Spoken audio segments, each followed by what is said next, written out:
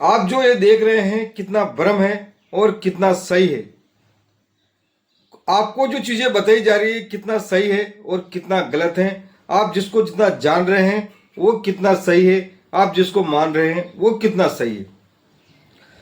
तो आपको नीचे से ऊपर तक जाने के लिए महान संतों के बारे में, महापुरुषों की जीवनी पढ़नी चाहिए, महापुरुषों के बारे में पढ़ना चाहिए और उनके इतिहास के बारे में पढ़ना चाहिए। उन्होंने जिंदगी में आगे प्रोग्रेस कैसे करी और आगे कैसे बढ़े। हम आगे कैसे जा सकते हैं? कोई आदमी गया हो तो उसके पद चिन्ह पर चलकर आगे बढ़ सकते हैं।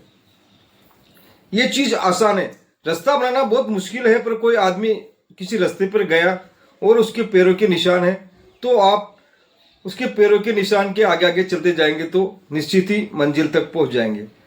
तो आपको मैं सलाह दूंगा कि आपको ओशो के बारे में पढ़ना चाहिए, जिसने समाज में हो रहे अंधविश्वास, पाखंड और हर धर्म, हर संप्रदाय और हर विषय में उन्होंने बात रखी है और बहुत सटीक बात रखी है।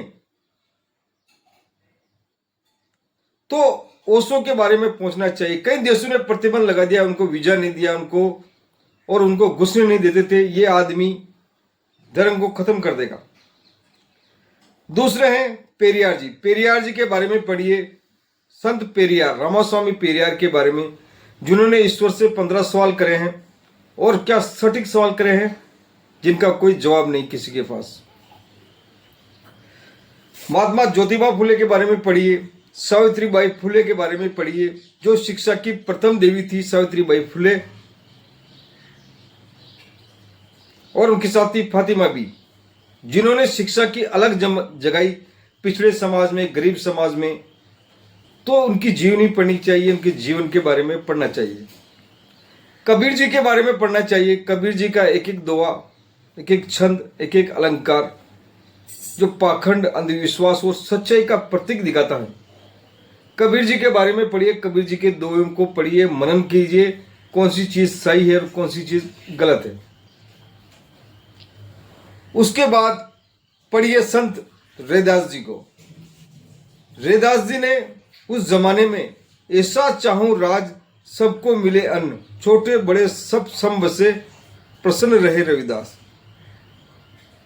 रविदास जी ने बोला ऐसा समाज होना चाहिए जिसमें छोटे बड़े सब समान हो, सबको खाने को अन्न मिले, कोई छोटा और नहीं हो, कोई बड़ा नहीं हो, प्रसन्न रहे रविदास। रविदास जी ने बोला ऐसा समाज होना चाहिए जिसमें सब समान हो, कोई ना कोई छोटा हो ना कोई बड़ा हो।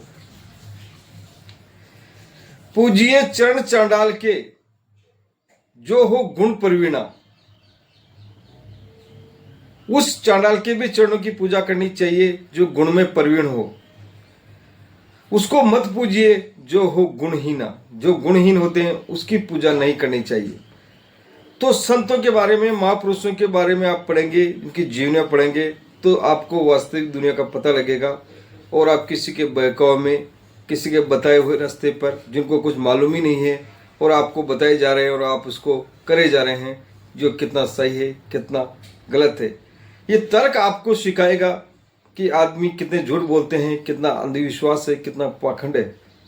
तर्क करना सीख गया वो आदमी जिंदगी में आगे बढ़ जाता है। आगे बढ़ना है जिंदगी में तो महापुरुषों की जीवनियां, महापुरुषों के बारे में पढ़ना चाहिए। जय हिंद, जय भारत।